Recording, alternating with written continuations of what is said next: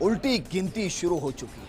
39 दिनों की उल्टी गिनती शुरू हो चुकी है, जिसमें हिंदुस्तान ने हर सुबह उठते ही दुआ किया और हर रात सोते ही दुआएं मांगी है। दुआएं मांगी है कि चंदा मामा की गोद में जो हमारा चंद्रयान 3 पहुंच रहा है, वो एक प्यार की झप्पी की तरह अपनी गोद में उसको ले और अपनी गोद में ले और अपने बारे में बताए चंदे मामा की जरा देखिए मैं किस तरीके से हूं, मेरी मिट्टी में क्या है, मेरी हवा में क्या है और क्यों मैं पृथ्वी का चंदा मामा हूं। चंद्रयान 1 और चंद्रयान 2 उसने हिंदुस्तान को बहुत कुछ सिखाया है और इतना सिखा दिया है कि चंद्रयान 3 100% गारंटी के साथ हम ये दुआ करते हैं कि वो चंदा मामा की सह पर उतरेगा, क्योंकि इस बार का चंद्रयान 3 ये जिद करके पहुंचा है कि मुझे चंदा मामा को छूना है, मुझे चंदा मामा के साथ बातें करनी है। तो क्या ये सब कुछ पूरा होगा? इस बार चंद्रयान 3 में क्या कुछ खास है? चंद्रयान 2 की वो कौन सी गलतियां जिन्होंने हिंदुस्तान को और ज्यादा परिपक्व बनाया, इसरो को और ज्यादा परिपक्व बनाया कि जब वो रोवर चंद्रयान से निकलेगा तो जब चंदा मामा की सतह पर उतरेगा तो एक तरफ इसरो की अमिट छाप छोड़ेगा और दूसरी तरफ वो अशोक स्तंभ की प्रतीक चिन्ह की अमिट छाप छोड़ेगा। 6:04 पर वो घटना घटने वाली है जो खगोलीय नहीं होगी, वो घटना वैज्ञानिक होगी, लेकिन पूरी खगोलीय व्यवस्था को नए सिरे से गढ़ने की काम करेगी।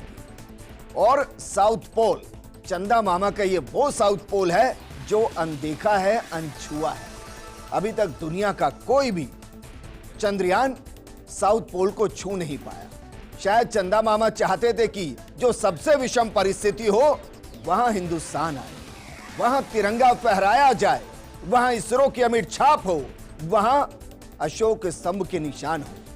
तो क्या वाकई में चंदा के पार जाते हुए, चंदा को छूते हुए आज इसरो वो कामयाबी हासिल करेगा जिसमें कहा जाएगा कि चांद पर तिरंगा है? आज हम आपको खगोलीय घटना, ज्योतिष शास्त्र, न्यूमरोलॉजी और विज्ञान के वो पहलू समझाने की कोशिश करेंगे जिसके बाद यकीन से आप भी कहेंगे कि 6:04 पर वो घटने वाला है जो इससे पहले नहीं घटा है।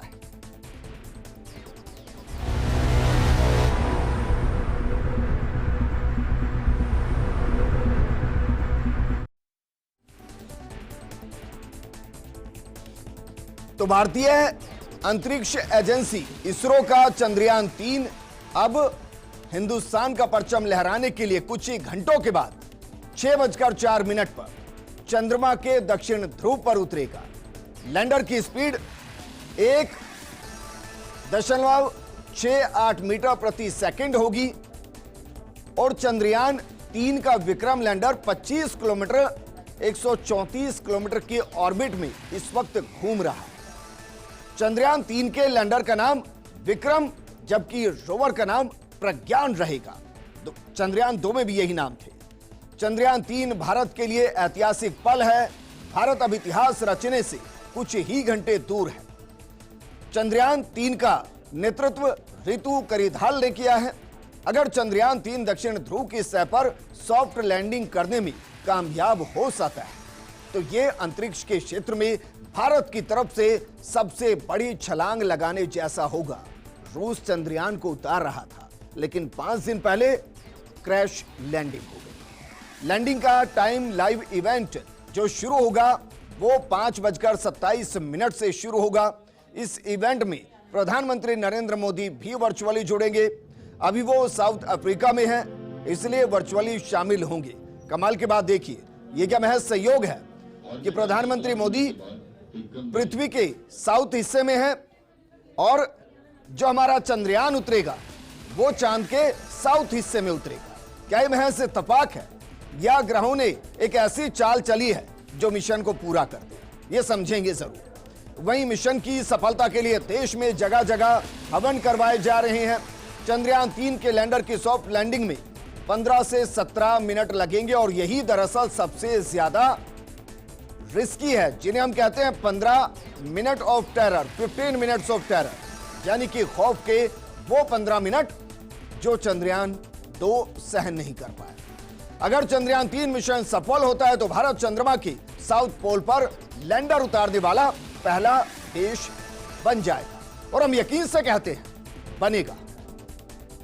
लेकिन ग्रहों की चाल क्या कह रही है, ज्योतिष क्या कह रहा है, न्यूमरोलॉजी क्या कह रही है, इसको जरा एक बार समझते हैं। हमारे साथ ज्योतिषाचार्य बंशीलाल शास्त्री जी जुड़ गए हैं, साथ में हमारे साथ हैं सेलिब्रिटी एस्ट्रोलॉजर अनुभव शर्मा।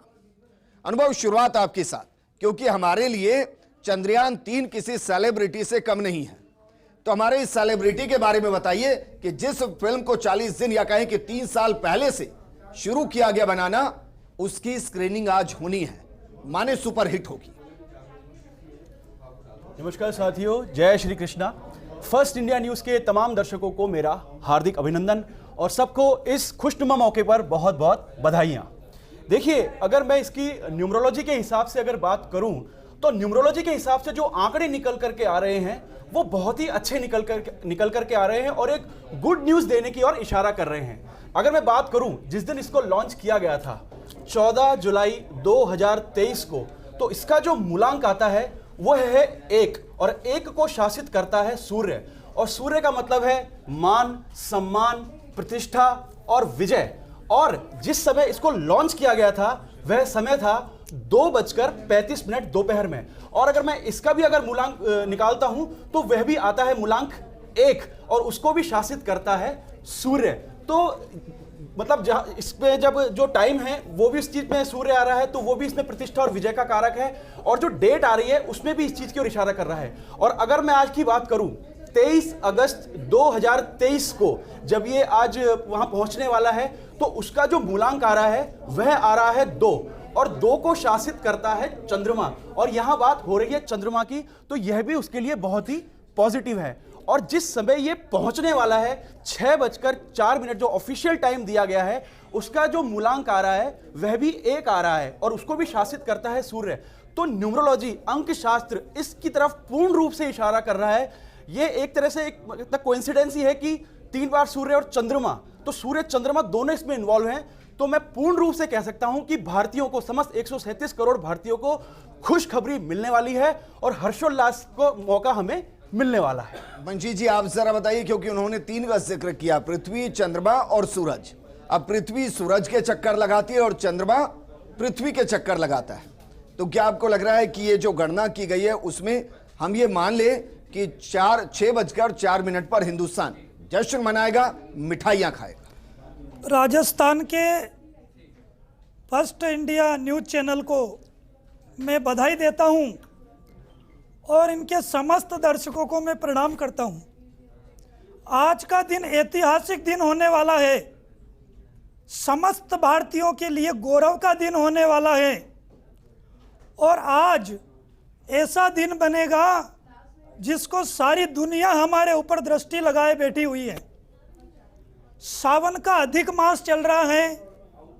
बंधुओं, 19 साल के बाद में 2 सावन आए हैं, और उस सावन में आज सप्तमी तिथि, और जब 6:04 पर चंद्रयान जब लैंड करेगा, विशाखा नक्षत्र रहेगा, ब्रह्मा के अवतार चंद्रमा खूबसूरती को लिए हुए, और उनकी खूबसूरती और उनकी सुंदरता के लिए ही विश्व के समस्त देश चंद्रमा के ऊपर उतरना चाहते हैं। समस्त विश्व के लोग हमारे ऊपर नज़र बनाए हुए रखे हैं।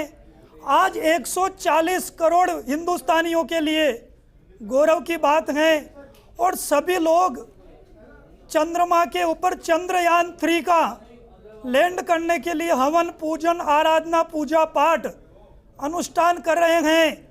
और आज मैं मानता हूं कि वो ऐतिहासिक पल आएगा जब चंद्रमा के ऊपर हमारा तिरंगा लहराएगा। इस प्रकार की समस्त हिंदुस्तानियों की कामना भी है और हिंदुस्तानियों की आकांक्षा भी है, और उस आकांक्षा के ऊपर हमारे वैज्ञानिक जो अथक प्रयास कर रहे हैं, उनकी मेहनत को भगवान सफल करेगा। जो चंद्रमा है, चंद्रमा का ज्योतिषीय और धार्मिक जो महत्व हैं, चंद्रमा को देवता माना गया है और चंद्रमा शिव जी के मस्तक के ऊपर विराजमान है।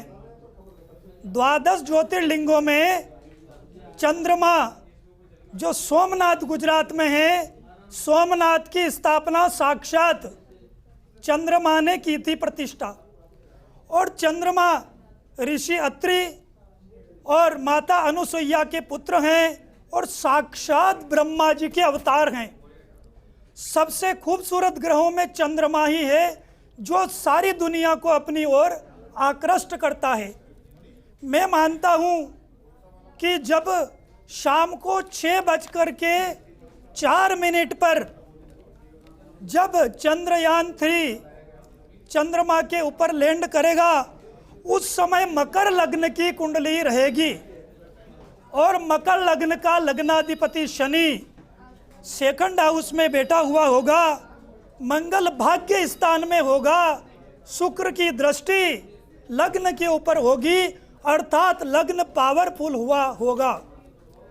तो मैं मानता हूं कि समस्त भारतीयों के लिए एक गौरव का पल होगा और आज का दिन इतिहास में स्वर्णिम अक्षरों से लिखा जाएगा।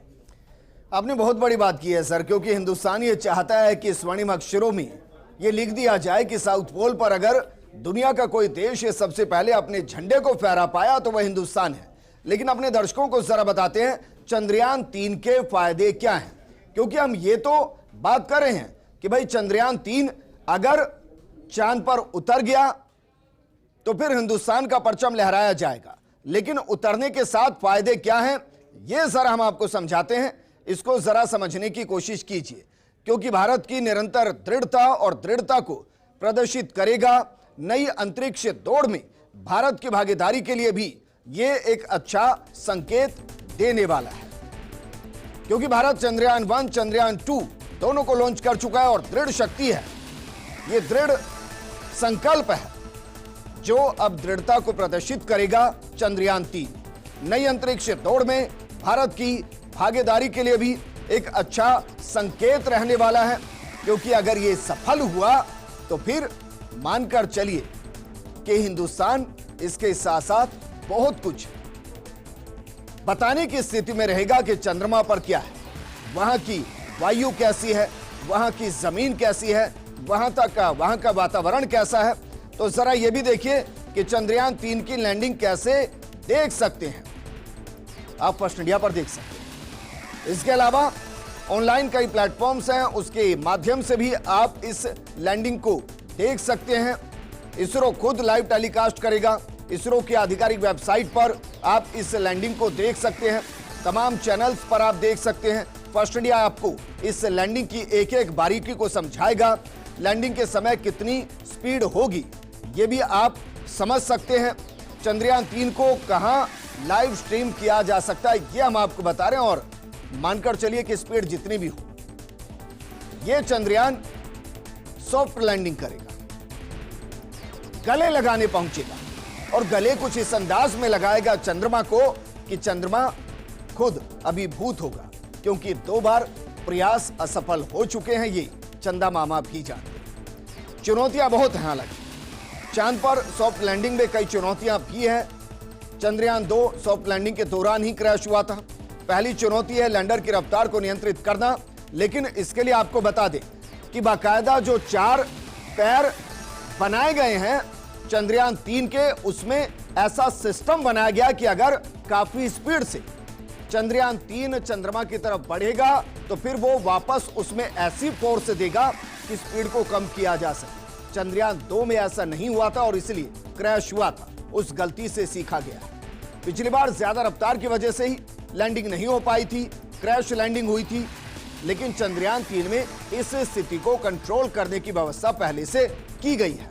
इसके अलावा क्या है, दूसरी चुनौती होगी लैंडर उतरते समय सीधा रहे, इसके लिए भी व्यवस्था की गई है। अगर चंद्रमा के सतह के नजदीक जाने के दौरान चंद्रयान 3 दिशा बदलता है तो 90 डिग्री तक उसको बदला जा सकता है और 90 डिग्री तक बदलकर उसको सॉफ्ट लैंडिंग कराई जा सकती है। तीसरी चुनौती उसे उसी जगह पर उतारना जो इसरो ने चुन रखी है। हालांकि इस दौरान एक अपडेट इसमें यह है कि इसरो के साथ चंद्रयान 3 का अंतिम 19 मिनट का वो कनेक्शन टूटेगा, ब्रेक होगा, क्योंकि जो चंद्रयान 3 पहुंच रहा है वो इस बात के लिए सक्षम है कि वो अपनी जगह चुन सके। 150 मीटर के दायरे में वो अपने हिसाब से फोटो लेगा, स्कैन करेगा, देखेगा कि गहरा गड्ढा तो नहीं है, देखेगा कि ढलान तो नहीं है, और जब वो खुद सुनिश्चित हो जाएगा कि नहीं, चंदा मामा की गोद में मुझे दुलार के लिए उतरना है, तो फिर वो उतरेगा। और ये भी संभावना जो चंद्रयान 2 में नहीं थी वो चंद्रयान 3 के अंदर है। पिछली बार उबड़ खाबड़ से टकराने की वजह से ही चंद्रयान 2 क्रैश हुआ था, लेकिन इस बार हम ये दुआ कर रहे हैं कि ये संभावना नहीं, क्योंकि चंद्रयान 3 खुद इस बात के लिए सक्षम कि वो अपनी जगह का निर्धारण कर सके कि जहां चंदा मामा की गोद में वो दुलार ले सके। चौथी चुनौती होगी कि पूरी कार्रवाई के दौरान उससे संपर्क को बनाए रखा जाए। यह भी अपने आप में एक ऐतिहासिक पल होने वाला है, क्योंकि साउथ पोल जहां सूर्य की किरणें बेहद कम होती हैं, अंधेरा ज्यादा होता है, लेकिन इसको चंद्रयान 3 को इस तरीके से डिजाइन किया गया है, इसके 360 डायमेंशन के अंदर, यानी 10 दिशाओं के अंदर सोलर बैटरीज लगाई गई हैं, सोलर सेल लगाए गए हैं।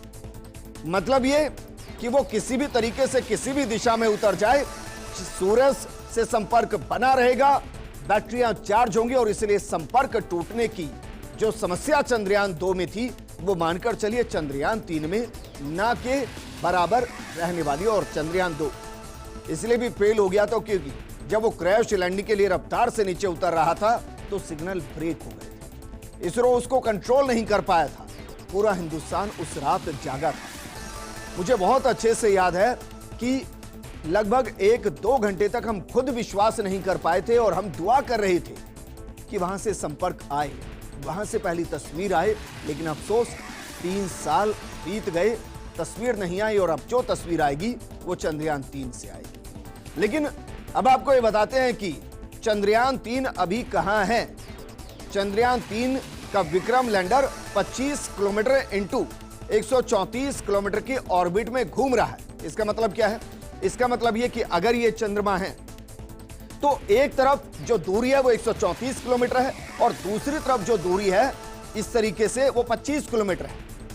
अब इसका मतलब यह है कि जो वो उतरेगा वो जहां से चंद्रमा की सतह नजदीक होगी उस ऑर्बिट में घूमने के दौरान वहां से वो आएगा।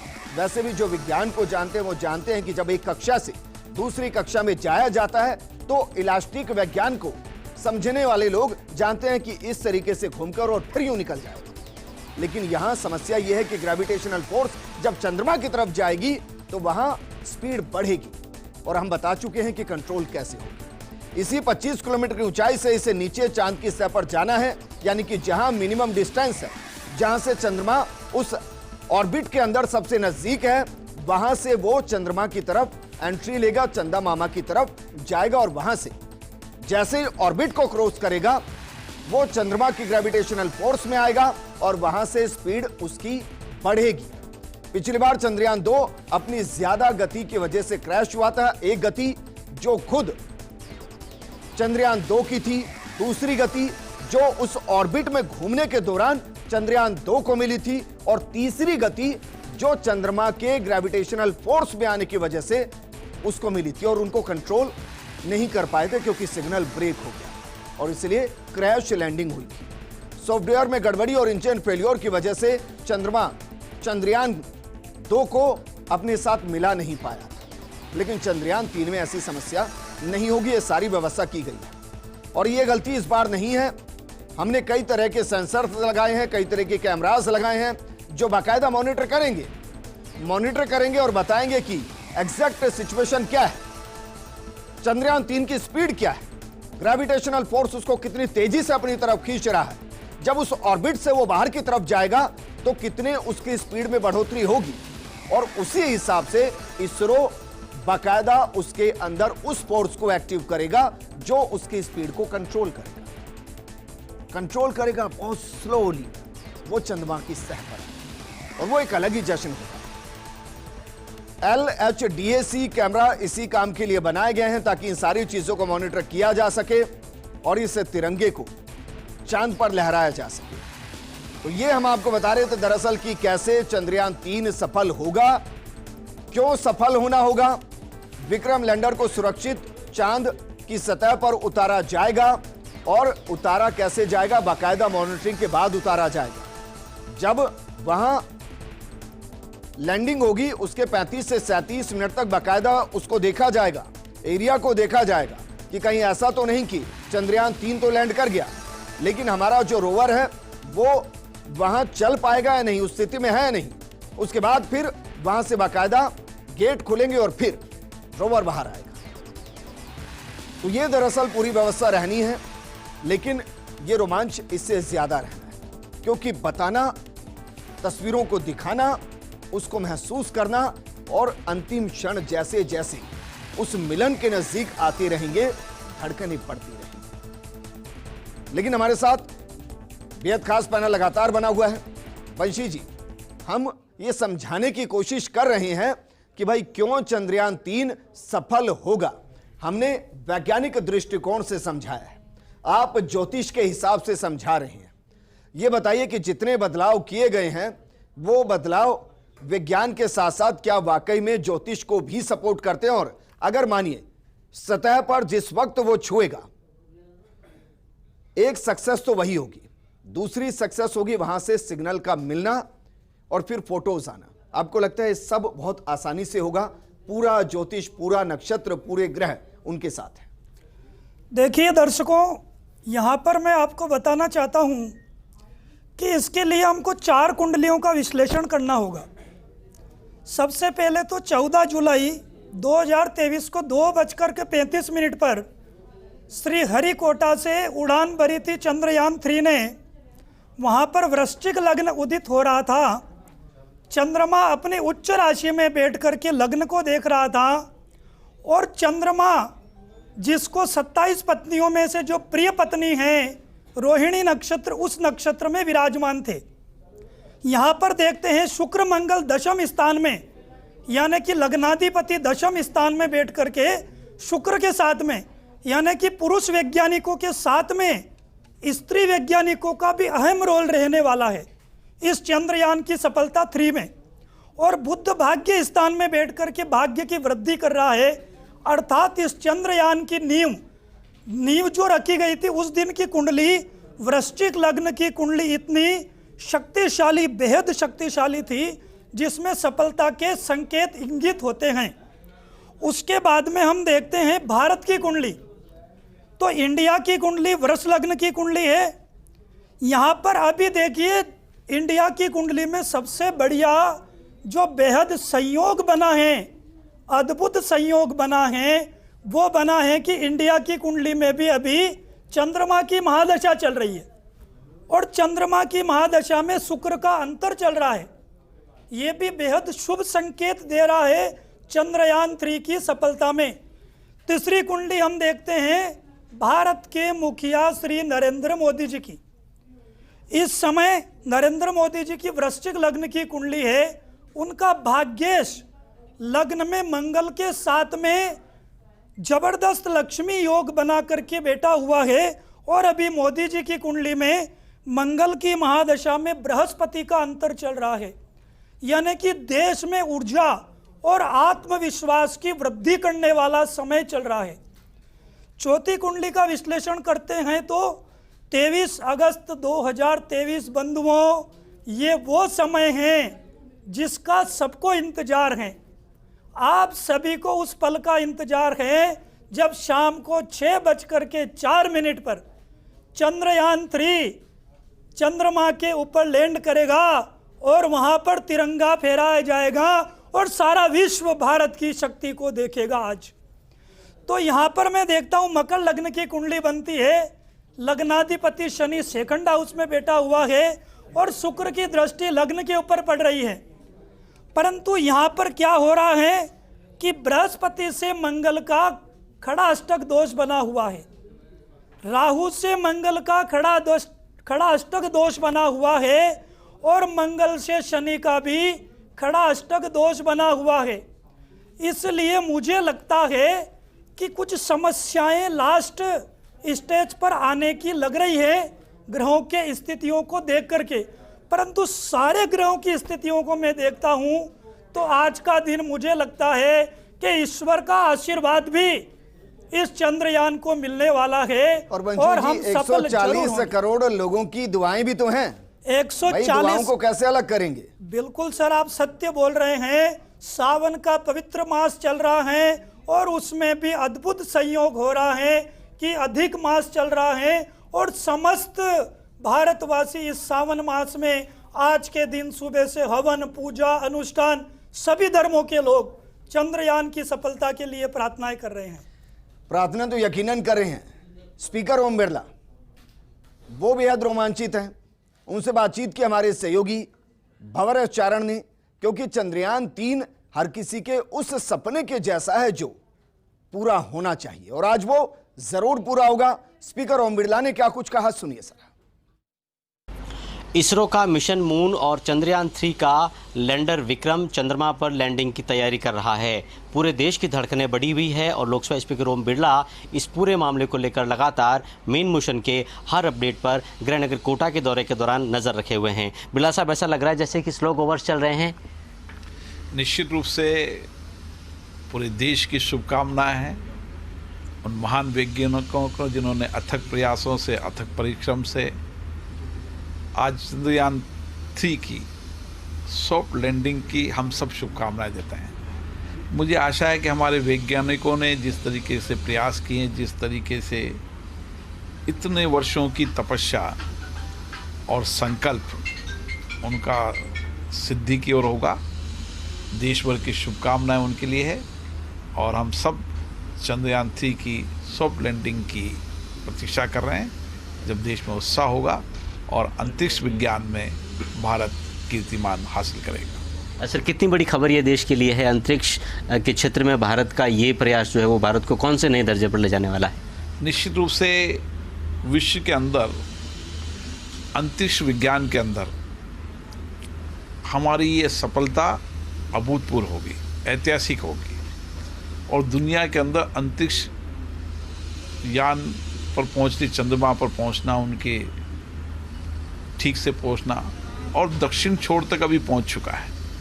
तो निश्चित रूप से मुझे आशा है, पूर्ण विश्वास है, देश भर की शुभकामनाएं, चंद्रयान 3 का सॉफ्ट लैंडिंग होगा और पूरे विश्व के अंदर अंतरिक्ष विज्ञान में भारत नेतृत्व करेगा।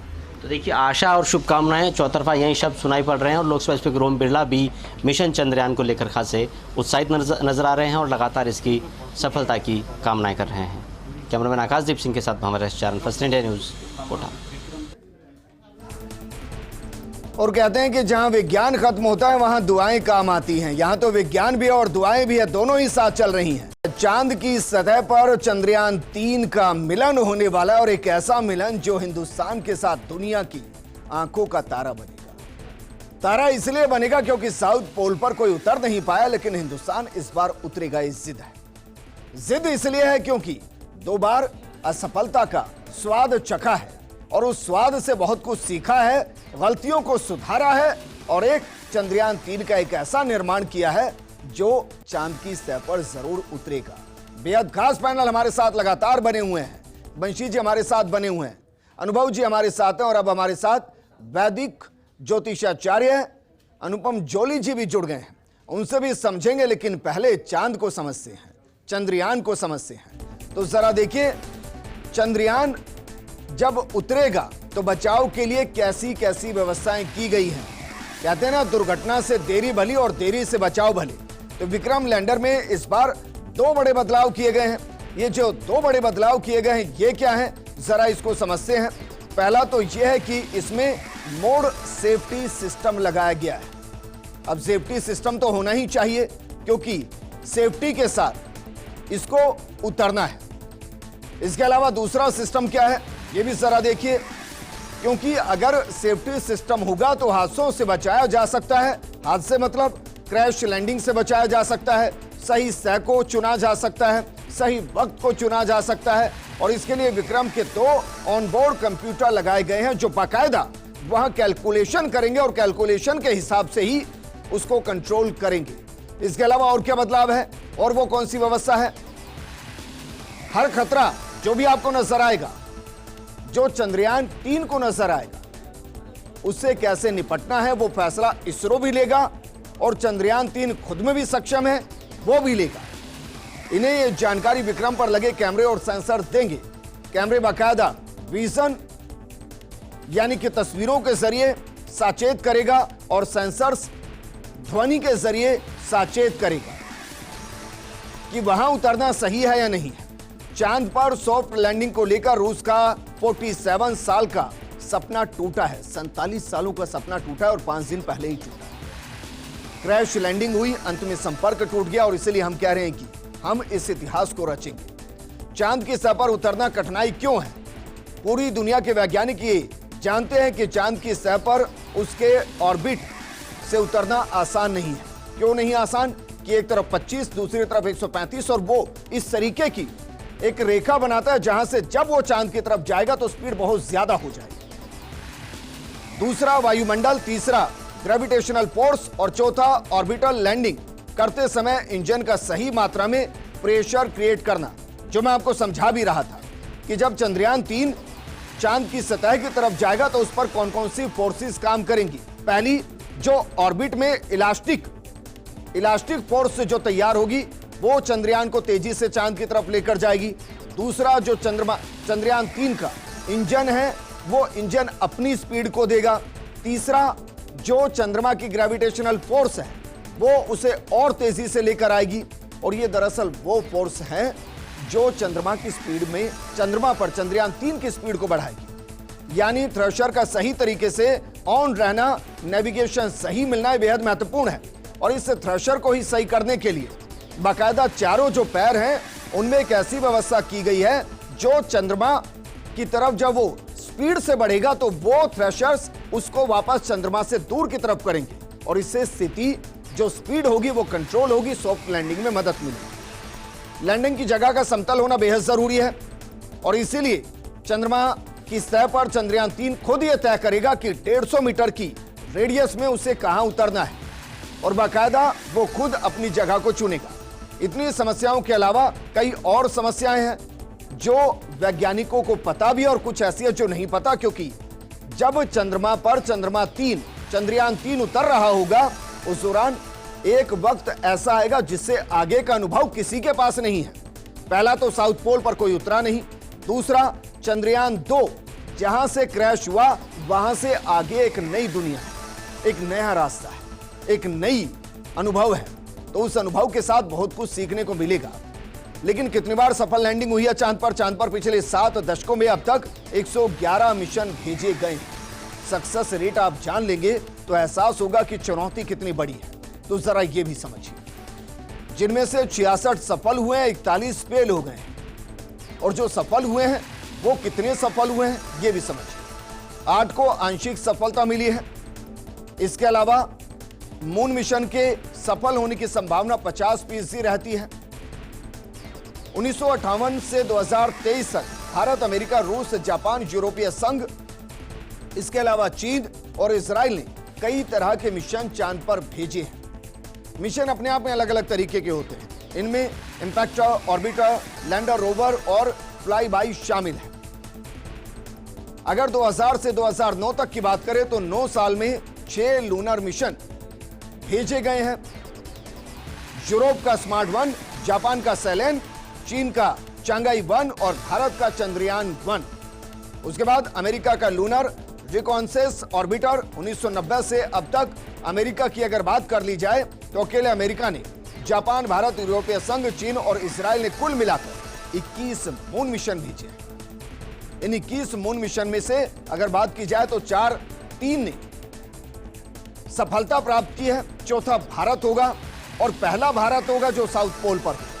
विक्रम लैंडर जिस समय चांद की सतह पर उतरेगा उस वक्त कितनी स्पीड होनी चाहिए इसको भी जरा समझिए। उस वक्त इसकी गति 2 मीटर प्रति सेकंड के आसपास रहनी चाहिए। लेकिन जो वैज्ञानिक बता रहे हैं कि अगर 3 के आसपास भी रहेगी तो थ्रेशोल्ड इतना क्रिएट कर दिया जाएगा कि सॉफ्ट लैंडिंग हो जाए। लेकिन हॉरिजॉन्टल गति 0.5 मीटर प्रति सेकंड होगी। 2 तरीके की गति होती है, एक होती है वर्टिकल और दूसरी होती है हॉरिजॉन्टल। तो हॉरिजॉन्टल जो इसकी गति रहेगी वो 0.5 मीटर होगी। इसके अलावा जरा समझिए, विक्रम लैंडर 12 डिग्री झुकाव वाली ढलान पर उतर सकता है और उस जगह को खुद चुनना है उसे। इस गति, दिशा और समतल जमीन खोजने में वो सभी यंत्र विक्रम लैंडर की मदद करेंगे जो कंट्रोल कर सके, और ये सभी यंत्र लैंडिंग से करीब 500 मीटर पहले एक्टिवेट हो जाएंगे। यानी जब चांद की सतह से हमारा चंद्रयान 3 500 मीटर, आधा किलोमीटर की ऊंचाई पर होगा, ये सारे सेंसर्स एक्टिवेट हो जाएंगे और ये सभी यंत्र एक्टिवेट होने के साथ एक सही मैपिंग चंद्रमा की कर चंद्रयान 3 को देंगे और उसके बाद लैंडिंग आसान होगी, उतनी ही आसान जितनी हम बता रहे हैं। लैंडिंग के 4 फेज होंगे। पहला होगा रफ ब्रेकिंग फेज। उसके बाद अगर बात की जाए अगले फेज की, अगर बात की जाए तो अगला फेज क्या रहेगा ये भी जरा बताते हैं। इन फेज को समझना भी जरूरी है। रफ ब्रेकिंग फेज, इसका मतलब यह है कि जब वो ऑर्बिट से चंद्रमा की तरफ जाएगा तो उस दौरान किस तरीके से उसको कंट्रोल करना है, वो होगा रफ ब्रेकिंग फेज। दूसरा फेज कौन सा होगा जरा वो हम आपको बताते हैं, क्योंकि ये 4 फेज के अंदर लैंडिंग करेगा। दूसरा फेज जरा बताइए। जो दूसरा फेज होना है वो चंद्रमा की सतह पर जो होगा वो होगा एल्टीट्यूड होल्ड फेज, यानी कितनी ऊंचाई पर चंद्रमा को होल्ड करना है, और वो दरअसल है 500 मीटर। 500 मीटर पर सभी जितने भी सेंसर्स है वो एक्टिवेट हो जाएंगे। तीसरा जो फेज होगा वो कौन सा होगा ये भी जरा समझिए। तीसरा होगा फाइन ब्रेकिंग फेज, जिसका मैं जिक्र कर रहा हूं कि सॉफ्ट लैंडिंग के दौरान जब स्पीड ज्यादा होगी तो थ्रेशोल्ड के जरिए उसको कंट्रोल किया जाएगा और लगभग 50 से 60 मीटर की ऊंचाई पर, अमूमन 150 मीटर की ऊंचाई पर उसको होल्ड किया जाएगा और वो फिर चेक करेगा कि भाई कहां उसको उतरना है। और चौथा है टर्मिनल डिस्टेंस फेज, और ये फाइनल फेज। इसके बाद लैंडिंग होगी और लैंडिंग होने के साथ वो सब होगा जो हमने सपनों में सोचा है, वो सब होगा जो इस मिशन का हिस्सा है। अनुभव जी, बड़ा अनुभव है हमारे इसरो के वैज्ञानिकों को, और अनुभव कहां तक है? अनुभव वहां तक है जहां तक चंद्रमा 2 इसरो के साथ कनेक्ट था। तो आपका अनुभव ये क्या कह रहा है कि जहां तक का अनुभव और उससे आगे की जो गति है, उससे आगे की जो दिशा है, और वो जो लास्ट का 15 मिनट है जिसे टेरर ऑफ 15 मिनट कहते हैं, वो टेरर ऑफ 15 मिनट आपकी न्यूमरोलॉजी के हिसाब से कैसे रहने वाले हैं? सुखमय रहेंगे, टेंशन देंगे, जश्न की तस्वीर होंगी, या कुछ और होगा? देखिए, जैसा मैंने बताया कि न्यूमरोलॉजी के हिसाब से तो सब कुछ सुखद ही आ रहा है। सूर्य आ रहा है, चंद्रमा आ रहा है, लेकिन अगर इसको मैं अगर वैदिक ज्योतिष के हिसाब से अगर आपके दर्शकों को समझाना चाहूं तो इसमें जो थोड़ी सी प्रॉब्लम जो लास्ट उसमें मोमेंट पे आ सकती है। देखिए, 14 जुलाई 2023 को जब इसको लॉन्च किया गया था, तब उस समय शनि अपने ही घर में चतुर्थ भाव में वक्रीय शनि मंगल को देख रहे हैं, जो कि लग्नाधिपति होकर के दशम भाव में बैठे हैं और चौथी दृष्टि से अपने आप को देख रहे हैं। तो शनि और मंगल, वैसे तो ये टेक्निकल कॉम्बिनेशन है, लेकिन शनि, वक्रीय शनि जब मंगल को देखते हैं तो थोड़ी सी जो स्थिति लास्ट में है वो गड़बड़ा सकती है। और जैसा कि हमारे मित्र ने बताया कि जो आज की जो गोचर की जो कुंडली आ रही है, उसमें गोचर में भी चंद्रमा दशम भाव में केतु के साथ में है। तो ये जो थोड़ी सी स्थिति लास्ट मोमेंट पे अगर बन सकती है तो वो थोड़ी सी मतलब परेशान कर सकती है, होती है। लेकिन जैसा कि आपने अभी जिक्र किया कि 140 करोड़ हिंदुस्तानियों की जो पूजा पाठ है, हवन है, और जो सबसे बड़ी बात है श्रद्धा जो जुड़ी हुई है, तो जहां कहते हैं कि जहां कोई शक्ति काम नहीं करती वहां उसकी शक्ति काम करती है। तो ये बहुत अच्छी बात है कि हमारे जो देशवासी हैं इतने धार्मिक हैं, इतने आस्थावान हैं, और इतनी आस्था इसी से जुड़ी हुई है, क्योंकि चंद्रयान 1 के बाद में, चंद्रयान 2 के बाद में ये चंद्रयान 3 का ये मौका है। और इस बार जो मतलब ये मान सकते हैं कि बाउंस बैक करेंगे, तो काफी हद तक यही है कि ये जो प्रोजेक्ट है वो सफल होगा। कुछ अड़चनें, कुछ परेशानियां आ सकती हैं, वो हम वैदिक ज्योतिष के आंकड़ों से हम कह सकते हैं, क्योंकि वक्री शनि की दृष्टि जो है वो मंगल के ऊपर है। इस वजह से लास्ट मोमेंट पे थोड़ी चीजें हो सकती हैं, और जो लगन है वह भी चर लगन नहीं है, वह स्थिर लगन है। और जो मशीनरी चीजें होती हैं, इन सब के लिए चर लगन होना जरूरी है। तो आप कह रहे हैं कि 15 मिनट थोड़ी सी दिक्कत होगी, लेकिन दुआएं उस 15 मिनट पर भारी पड़ जाएंगी। जी ठीक है। अनुपम जोली जी, वैदिक ज्ञान हमारा क्या कह रहा है सर? अगर हम वैदिक ज्ञान की बात करें तो इसकी शुरुआत भारत की कुंडली से होगा। भारत की कुंडली जो 15 अगस्त 1947 00 पे बनी है, वृषभ लग्न की, और वृषभ लग्न की कुंडली के अंदर आज की डेट में, आज के दिन, इस वक्त जब हम सब उम्मीद कर रहे हैं कि चंद्रयान लैंड करेगा चंद्रमा पे, तो चंद्रमा में शुक्र में राहु की दशा है, और चंद्रमा और शुक्र दोनों हमारे भारत के पराक्रम भाव में है। और पराक्रम भाव में इसका मतलब ये है कि हमारे भारत का पराक्रम तो निरंतर बढ़ेगा ही, उसमें सोचने की बात ही नहीं है। राहु खुद वायु यात्रा या इस प्रकार के मिशंस का प्लेनेट है, जो कि लीक से हटकर होता है या अंतरिक्ष का होता है। तो कहने का मतलब ये है कि दशा तो बिल्कुल परफेक्ट है, उसमें कोई दिक्कत नहीं है। जहाँ थोड़ी बहुत आशंका मुझे लग रही है, तो हम थोड़ा सा, मैं ये कहूँगा कि हमारी दुआएं तो साथ है, पर चौथा चंद्रमा हम अच्छा नहीं मानते। तो भारत की जो राशि है वो कर्क राशि है, और आज चौथा चंद्रमा तुला का चंद्रमा है, तो थोड़ा बहुत तनाव जरूर होगा, मैं निश्चित रूप से कह रहा हूँ, पर उस तनाव के बाद सब कुछ ठीक होगा। और आज एक अद्भुत बात और है, आप देखें आज की जो डेट है 23 अगस्त 2023, अगर आप इस पूरे का टोटल कर लें, मतलब संख्या का, और उस संख्या को हम सिंगल संख्या में निकाल दें तो 2 बनता है उसका, और 2 चंद्रमा का अंक होता है। मतलब हमारे न्यूमरोलॉजी में 1 सूर्य का है, 2 चंद्रमा का है, 3 बृहस्पति का है, इस प्रकार से। तो 9 के 9 ग्रह, 9 के 9 नंबर 9 ग्रहों को रिप्रेजेंट कर रहे हैं। तो आज की डेट का जो भाग्यांक आ रहा है वो 2 आ रहा है, और 2 का मतलब चंद्रमा है, और 23 तारीख का मतलब होता है 2 + 3 5, 5 बुध का अंक है। तो कहने का तात्पर्य यह है कि आज का दिन एक बहुत ही अच्छा दिन है। चिंताएं मैं फिर भी कहूँगा, क्योंकि मैं ज्योतिषी हूँ, और ज्योतिषी हूँ तो जब सारे फैक्टर्स देखते हैं तो उसमें थोड़ी सी चिंताएं होती हैं, क्योंकि जो जिस समय शनि चंद्रयान उतरेंगे उस समय लग्न जो होगा मकर लग्न होगा, और लग्ने शनि वक्री है इस समय, और ये नवंबर तक रहेगा शनि वक्री। तो वक्री शनि थोड़ा सा एबनॉर्मल होता है, और उसमें हमें थोड़ी चिंताएं होती है, इसमें कोई शक नहीं है। तो चिंताओं से इनकार नहीं किया जा सकता। जहां तनाव ना हो, जहां दिल की धड़कनें ना बढ़े, वहां मिलन का मजा ही क्या है। अनुपम जोली जी, ये भी बताइए सर, 2-4 मिनट इधर उधर होने से कुछ ये तनाव कम हो सकता है? हाँ, ये अच्छा प्रश्न है। 2-4 मिनट का तो नहीं पता, पर इसमें एक दिन का अगर अंतर हो जाता है तो बहुत अच्छे संजोग और अच्छे मिल जाते हैं ज्योतिष की दृष्टि से। पर क्योंकि ये टेक्निकल है और भारत का मिशन है, हम इसमें अपनी ज्योतिष नहीं डालेंगे, अपनी मतलब जबरदस्ती। पर अगर ज्योतिष का मायना रखा जाए, फेस के बाद कहा गया था कि भाई 1-2 दिनों का अंतर, उन्होंने कहा भी था कि भाई अगर परिस्थितियां सही नहीं रही तो इसको 2 से 3 दिन टाला भी जा सकता। अगर हाँ अंतर होता तो चंद्रमा हमें थोड़ा सा बेहतर मिल जाता, और उसमें हमें मतलब रिस्क कवर बहुत सारा हो जाता। तो ये बात सत्य है कि 2-3 दिन का, 1-2 दिन का अंतर करके हम एक अच्छा मुहूर्त चुन सकते थे। जैसे कि मैं आज आपको बताता हूँ, भारत की आज़ादी का मुहूर्त भी हमने ज्योतिष से चुना है, रात के वक्त का चुना है। पाकिस्तान 1 दिन पहले बिना मुहूर्त के आज़ाद हुआ। उस समय पंडित सूर्य नारायण व्यास जी थे, उनसे ये सलाह ली गई थी, उज्जैन के थे, और उनको बाद में राष्ट्रपति पुरस्कार भी मिला, उनका डाक टिकट भी जारी हुआ। उन्होंने ये स्थिर लग्न, जो रात्रि का अभिजीत मुहूर्त होता है जिसमें भगवान कृष्ण जन्म लिए थे, भगवान कृष्ण का लग्न भी वृषभ लग्न है, और भारत का लग्न भी वृषभ लग्न है। भगवान कृष्ण का भी अर्धरात्रि का जन्म है, हमारे भारत का भी अर्धरात्रि का जन्म है। तो स्थिरता लिए हुए हमारा देश है। आप ये कह रहे हैं कि मुहूर्त ने पाकिस्तान को मुफलसी में डाल दिया और हमें मुकम्मल कर दिया। निश्चित रूप से, और ये बिल्कुल सत्य है, ऑन रिकॉर्ड है जी। तो सर इसको भी जरा एक बार डिफाइन कीजिए। आज प्रधानमंत्री मोदी साउथ अफ्रीका में है, हाँ, यानी कि पृथ्वी के साउथ हिस्से में। बिल्कुल। और हमारा चंद्रमा जो उतरेगा वो साउथ पोल पर उतरेगा। बिल्कुल। इन दोनों का कोई कनेक्शन है या महज संयोग? मैं और भी कनेक्शन बताता हूँ।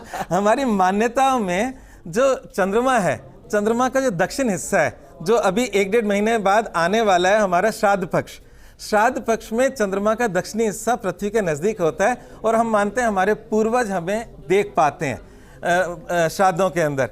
तो दक्षिण हिस्सा अगर आप पूरे कंट्रीज में भी देखें, आज आप जयपुर में, दिल्ली में जाएं, दिल्ली में साउथ एक्स देखें, दक्षिण हिस्सा हरदम फला फुला होता है, संपन्नता होती है, वहां पे संपन्न लोगों की मिलेंगे आपको। आप इसमें पूरे देश में इसका मतलब सर्वे कर सकते हो। अच्छा, आप ये कह रहे हैं कि भाई जब चंद्रमा पर हमारा चंद्रयान 3 जा रहा होगा तो हमारे पूर्वज बाहें फैलाकर, बिल्कुल मेरा यही कहना था, एक संजोग बता रहा था कि मान्यता है कि चंद्रमा के दक्षिण हिस्से में हमारे पूर्वजों का वास है, और वो उनका भी आशीर्वाद हमें मिलेगा। बंशी जी बात को आगे बढ़ाइए, क्योंकि हम अच्छी बातें सुनना चाहते हैं। देखिए, मुझे तो आज बहुत ही अच्छा लग रहा है, क्योंकि जो आज का लग्न भी बन रहा है, और सबसे ज़्यादा मुझे मोदी जी की कुंडली लग रही है, और नरेंद्र मोदी जी हमारे देश के मुखिया हैं, और मुखिया की कुंडली में मंगल की दशा में बृहस्पति का अंतर चल रहा है, अर्थात वैज्ञानिकों में ज़बरदस्त कॉन्फिडेंस रहने वाला है। जो मैंने अभी कहा था कि 23 अगस्त की कुंडली जो बन रही है शाम को 6:06 की, उसके अंदर शनि मंगल का खड़ाष्टक दोष बना हुआ है, राहु मंगल का खड़ाष्टक दोष बना हुआ है, मंगल शनि का खड़ाष्टक दोष बना हुआ है, और आज चंद्रमा विशाखा नक्षत्र में केतु के साथ में विराजमान है। तो थोड़ा सा 10-15 मिनट लास्ट में कुछ हल्की सी प्रॉब्लम्स हो सकती है, लेकिन वो प्रॉब्लम्स 140 करोड़ देशवासियों की दुआओं के सामने कुछ भी नहीं है। वो सारी प्रॉब्लम्स, देशवासियों की दुआएं उसको सफलता देने में हमको कामयाब करेगी। अच्छा सर, फिर एक चीज़ और बताइए, क्योंकि आप बार बार जो इंडिकेट कर रहे हैं, मैं इशारा आपका समझ रहा हूं कि आप सीधा स्पष्ट कुछ कहना नहीं चाह रहे हैं और कह बहुत कुछ रहे हैं।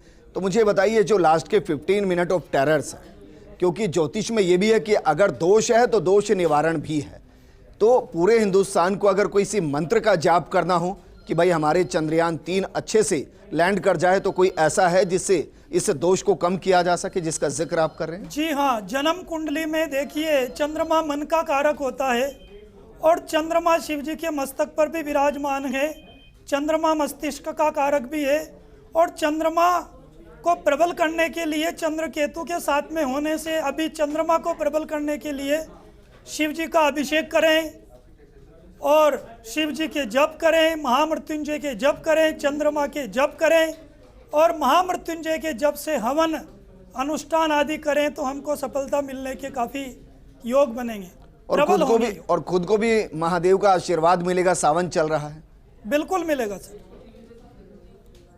ठीक है अनुभव जी, क्योंकि रूस 5 दिन पहले क्रैश लैंडिंग कर चुका है, तो इसका मतलब ये तो है कि आसान तो नहीं है चीजें, लेकिन हम ये कह रहे हैं कि भाई ये आसान इसलिए होंगे क्योंकि जो गलतियां हमने की उनसे हमने सीखा है। आप कोई और इसमें दिशा देख पा रहे हैं कि भाई इस तरफ और देख लिया जाए तो और बेहतर हो जाए? देखिए 14 जुलाई 2023 को 2:35 पर यह लॉन्च हो चुका है और 6:04 के अनुमानित समय पे यह पहुंचने वाला है। तो अब ऐसा कोई ठोस कदम तो नहीं उठाया जा सकता कि जिसके लिए कोई प्रयास किया जा सके। मैं आपको एक छोटी सी एक कहानी सुनाना चाहता हूं इसके माध्यम से। जब भगवान श्री राम को वनवास मिला तो इस चीज़ से भरत बहुत घबरा गए थे और वो भाग करके सीधा गुरु वशिष्ठ के पास पहुंचे और उन्होंने कहा कि महाराज ये क्या कर दिया, अचानक से ये सब क्या हो गया। तो गुरु वशिष्ठ ने उनको बड़े शांत स्वभाव में एक बात कही, सुनेहु भरत भावी प्रबल बिलख कहूँ मनुनाथ, हानि लाभ जीवन मरण यश अपयश विधि हाथ। क्योंकि ये एक विधि का विधान है। देखिए चंद्रयान 1 बहुत उसमें हुआ, चंद्रयान 2 भी मतलब वो करने वाला था, उसके 15 मिनट 16 मिनट पहले वो कनेक्शन टूटा, वो हो गया। लेकिन इस बार जो पूर्ण तैयारियों के साथ में इस बार जो हमारे वैज्ञानिकों ने जो इनिशिएटिव लिया है, और जैसा कि हमारे मित्र ने बताया कि शुक्र मंगल की युति साथ बन रही है, तो पुरुष वैज्ञानिकों के साथ साथ में ये महिला वैज्ञानिकों के लिए एक बहुत बड़ा अवसर है। तो जहां शक्ति का साथ मिल जाता है ना, वहां पर सारी चीजें जो हैं वो निश्चित हो जाती हैं। तो बस वही है, पूजा पाठ जप और चंद्रमा का जो एक मंत्र है जिसको गायत्री मंत्र भी कहा जाता है, ओम शिर पुत्राय विद्महे अमृतत्वाय धीमहि तन्नो चंद्र प्रचोदयात्, इसका जाप करें और बहुत अच्छे मन से। कहते हैं कि श्रद्धा में बहुत ताकत होती है। अगर पूर्ण भारतवासी हम सभी लोग अगर पूर्ण आशा के साथ में पूरे इस कार्य के लिए अगर हम मगन होकर के पूजा पाठ करें तो यह निश्चित रूप से सफल होगा। देखिए आंकड़े चाहे कुछ भी कहें, जहां बात श्रद्धा और विश्वास की आ जाती है वहां सभी कार्य पूर्ण हो जाते हैं। श्रद्धा और विश्वास हो तो सावित्री यमराज से प्राण खींच लाती है। जी बिल्कुल, ये तो चंद्रमा है, हमारे ही हैं, हमारे मामा हैं। लेकिन अनुपम जोली जी, हाँ जी, इससे कुछ ऐसा होगा हिंदुस्तान के अंदर कि चलिए एक बार मान लेते हैं कि हिंदुस्तान की कोई चीज चंद्रयान 3 चंद्रमा की सतह से टकराती है, चंद्रमा की सतह पर लैंडिंग करती है, तो क्या कुछ वैदिक संबंध बनते हैं? संबंध तो वैसे सदियों पुराने हैं, दशकों पुराने हैं, लेकिन क्या इससे कुछ हिंदुस्तान के अंदर ऐसा प्रभाव आएगा जो उसको और जोड़ देगा? देखिए अग्नि सोमात्मक जगतम, अग्नि और सोम से जगत की उत्पत्ति हुई है। अग्नि मतलब सूर्य और सोम मतलब चंद्रमा। और हमारे जीवन में जो हमारा सौरमंडल है, हमारा सौर परिवार है, उसमें चंद्रमा की भूमिका सबसे अहम है। और वो भूमिका इसलिए कि वो पृथ्वी का उपग्रह है और पृथ्वी के चारों तरफ निरंतर चक्कर काटता है और उसके जो ग्रेविटेशनल फोर्स है वो हमारे पे सबसे ज़्यादा असर करता है अमंग दम ऑल प्लैनेट्स। क्योंकि आज जो ज्वार भाटा है वो भी चंद्रमा की वजह से आता है समुद्र में। तो आपने बोला कि हमारे यहाँ से, भारत से अगर कोई वस्तु वहाँ पहुँच रही है चंद्रमा पर, तो उसका वैदिक कनेक्शन क्या है?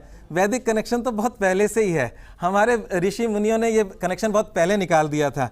क्यों निकाल दिया था आपको बताएं। 5000 साल पहले पराशर मुनि ने बृहद पराशर होरा शास्त्र जैसा ग्रंथ लिखा, जिसके अंदर इन सब ग्रहों की पूरी गणना उसमें डाल दी। जिस समय मतलब कोई उनके पास शायद नासा जैसी कोई दूरबीन ऐसा कुछ भी नहीं था, तो वो फिजिकली वहाँ पहुँचे भी नहीं, पर उन्होंने दूरी से लेकर हर तरह की गणना उसमें डाली है। तो आज हमारा अगर कुछ पृथ्वी का एक अंश चंद्रमा में पहुंच रहा है, तो ये कनेक्शन भी बहुत अच्छा है, क्योंकि चंद्रमा और सूर्य ये दो ही मुख्य ग्रह हैं जिसको आत्मा और मन कहा गया है, और ये पूरी पृथ्वी पर राज करते हैं। तो अमंग देम 9 प्लैनेट्स, इन दोनों का महत्व सबसे ज़्यादा है। तो अगर भारत का चंद्रमा से चाहे वैज्ञानिक संबंध भी जुड़ रहा है, तो वो भी हमारा इसको वैदिक से जोड़ सकते हैं, बहुत लाभकारी है, और ये हमें नई ऊंचाइयों पे लेके जाएगा। और जैसा कि मैंने कहा कि आज जो हमारी दशा चल रही है भारत के मतलब जो कुंडली की, तो वो चंद्रमा में शुक्र की चल रही है। तो चंद्रमा तो मुख्य प्लेनेट है ही, और ये चंद्रमा की दशा का अंतिम समय है। तो इस वक्त ये सब कार्य जरूर होंगे, और मेरी पूरी मतलब शुभकामनाएं भी हैं इसकी सफलता के लिए। और इसमें मुझे कोई शक नहीं है कि हम बहुत जल्दी आज इस कार्यक्रम के बाद हम अपने चंद्रयान 3 को धरती पर, चंद्रमा की धरती पे उतरता देखेंगे, और वैदिक कनेक्शन निश्चित रूप से बनाएंगे। लेकिन अनुपम जी, क्योंकि वैदिक से ही विज्ञान है और वैदिक सनातनी है, बिल्कुल, और विज्ञान वक्त के साथ बड़ा हुआ है, संपूर्णता को पाया और फिर विनाश की तरफ चला गया और फिर जीरो से शुरू हुआ है। तो आपको कहीं वैदिक विज्ञान के अंदर ये महसूस होता है कि एक दौर हुआ करता होगा जब चंद्रमा पर हम आया जाया करते होंगे? कहीं ये कनेक्शन मिलता है? ऐसा वैसे अगर प्रत्यक्ष देखें तो आज की डेट में ऐसा तो नहीं कह सकते, परंतु बहुत सारी प्राचीन मूर्तियां वो भी रहा है जब हनुमान जी सूर्य को निगल ही गए थे। हाँ, उसी पे आ रहा था मैं। जो प्राचीन मूर्तियां हैं उनमें इसका कहीं ना कहीं जिक्र दिखता है। और दूसरा, हमारी पौराणिक कहानियों में अनगिनत कहानियां हैं जिसके अंदर इस सब का वर्णन मिलता है। तो उन हमारे जो पुराण से संबंधित हमारा जो पौराणिक काल था, जैसे वैदिक काल था वेदों के द्वारा, उसके बाद पुराण आए, हमारे उपनिषद आए, ऋषियों ने ईश्वर को प्राप्त कैसे करना है उपनिषदों में दिया। पर जो पौराणिक काल है उसके अंदर ये सब कथाएं पूरी तरीके से दे रखी हैं, और उन कथाओं का पूरा सिग्निफिकेंस है। उनको जब हम समझते हैं तो ज्योतिष का पूरा ज्ञान भी खुलकर आ जाता है। तो जो आपने कहा कि क्या उस समय पे हमारा कोई चंद्रमा से कनेक्शन रहा होगा, हम पहुंचे होंगे, निश्चित रूप से पहुंचे होंगे अगर हम अपने पुराणों पर पूरा विश्वास करें तो। ठीक है बंशी जी, क्योंकि हिंदुस्तान वो इस दुनिया का एक हिस्सा है जिसके साथ किस्सा इतना जुड़ा हुआ है कि शायद उसको पढ़ पढ़कर जो बाकी विदेशों के वैज्ञानिक हैं वो अपनी कहानियों को गढ़ते हैं, अपनी थ्योरियों को गढ़ते हैं। तो हमारे लिए भावनात्मक पहलू है, हमारे लिए वैज्ञानिक पहलू तो है ही। चांद के साथ संपर्क स्थापित करना हमारा भावनात्मक पहलू है, क्योंकि बचपन से ही हम उसे देखते हैं और उसके साथ एक कनेक्शन को स्थापित करते हैं। तो मैं व्यक्तिगत मानता हूं कि भावनाएं विज्ञान से बड़ी हो जाती हैं।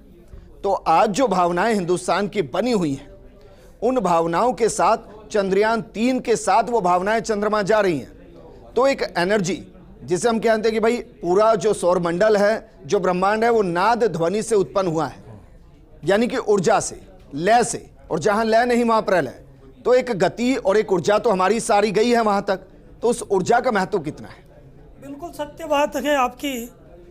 जो पॉजिटिव एनर्जी जा रही है, तो पॉजिटिव देशवासियों की 140 करोड़ लोगों की प्रार्थनाओं की, दुआओं की जो पॉजिटिव एनर्जी जा रही है सारे ब्रह्मांड में, उसकी शक्ति तो अपार है। उस शक्ति का कोई मुकाबला नहीं हो सकता। तो इसीलिए 140 करोड़ देशवासियों की जो दुआओं की शक्ति है, उस शक्ति के बल पर मुझे लगता है कि भावना नहीं है ये, क्योंकि सबकी जो दुआएं होती है उससे एक ब्रह्मांड के अंदर एक शक्ति पुंज का निर्माण होता है, और उस शक्ति पुंज से देवता भी अपने स्थान को छोड़ करके आशीर्वाद देने के ऊपर मजबूर हो जाते हैं। तो आज समस्त देशवासियों की आकांक्षाओं पर ईश्वर का आशीर्वाद भी मिलेगा और समस्त देशवासियों की दुआएं सफल होगी। इस प्रकार से मैं कामना करता हूं, और मैं भी प्रभु से प्रार्थना करता हूं कि ये चंद्रयान 3 सफल हो और भारत का डंका समस्त विश्व में बजे और तिरंगा चंद्रयान चंद्रमा के ऊपर फैले। ठीक है अनुभव जी, मैं व्यक्तिगत तौर पर मानता हूं कि भाई चुनौतियां जहां होती है वहीं जीत का असली मजा आता है। नॉर्थ पोल पर भी हम उतर सकते थे, लेकिन हमने साउथ पोल को चुना।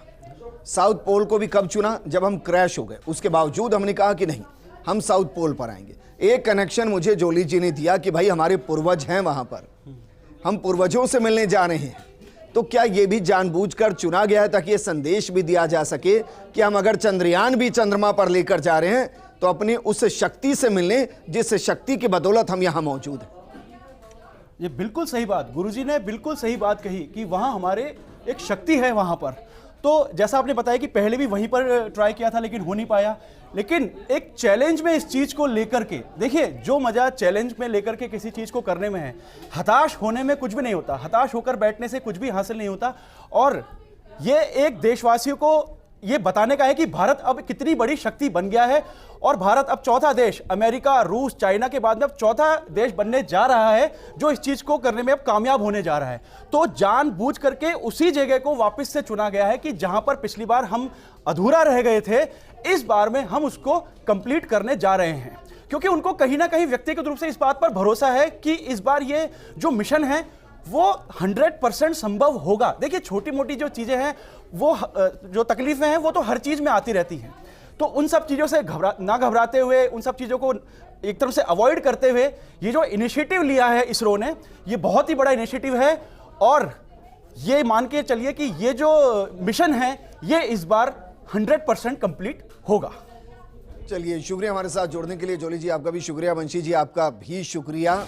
लेकिन मानकर चलिए, चंदा मामा से मिलन होगा, जरूर होगा, क्योंकि चंद्रयान 3 भी कह रहा होगा कि ना सोचिएगा मैं फेल हो जाऊंगा, ना सोचिए कि मैं फेल हो जाऊंगा। 140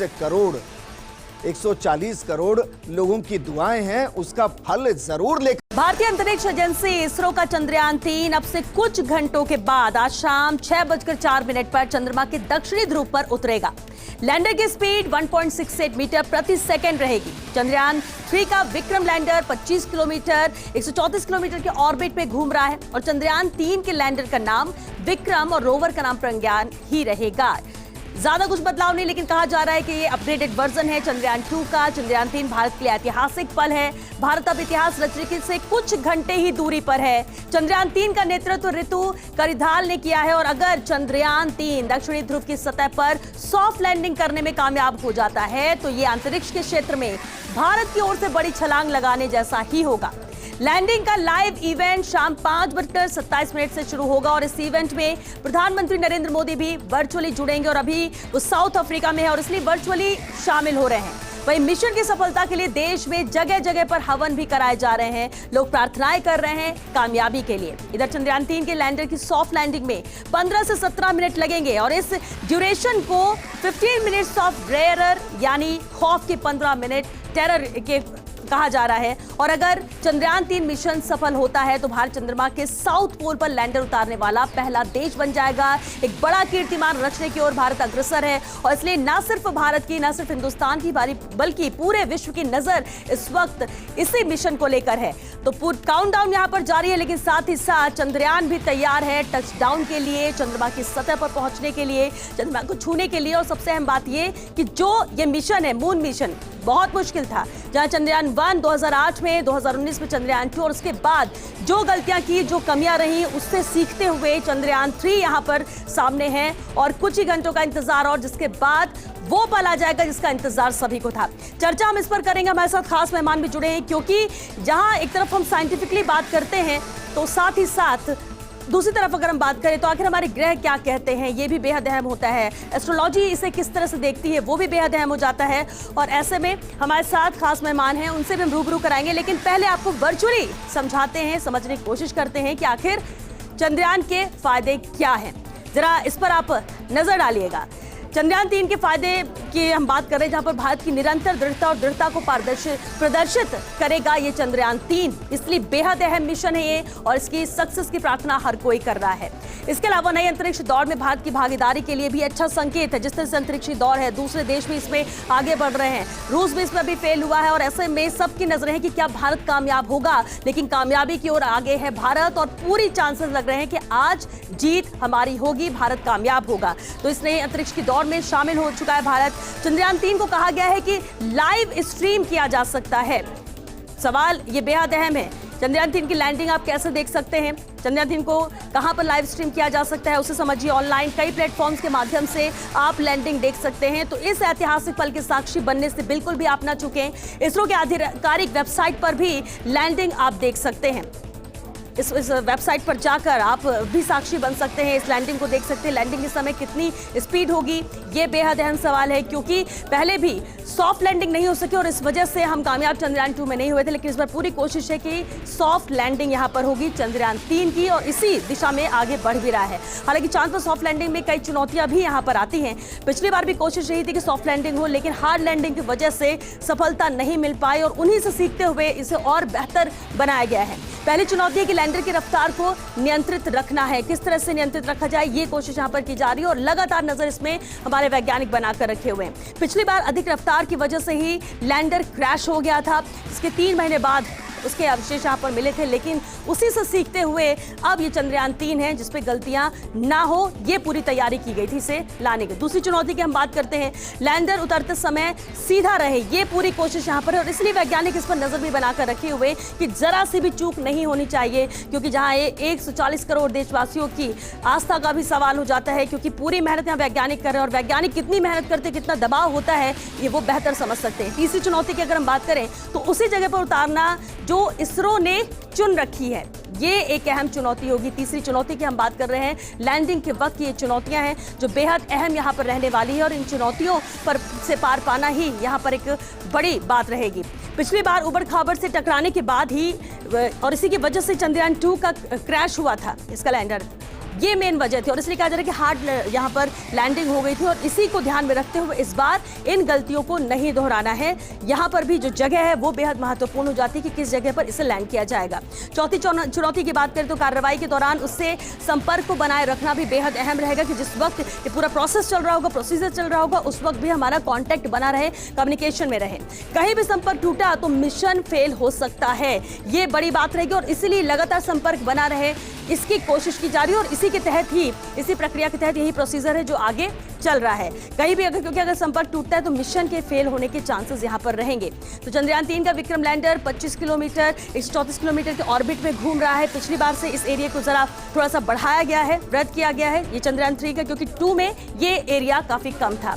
25 किलोमीटर की ऊंचाई से इसे चांद की सतह पर भेजा जाएगा, और पिछली बार चंद्रयान 2 अपनी ज्यादा गति में था। तो तमाम अहम चीजें हैं, अहम चुनौतियां हैं, और इसे लेकर भी हम चर्चा करेंगे। ज्योतिष आचार्य हमारे साथ मौजूद हैं।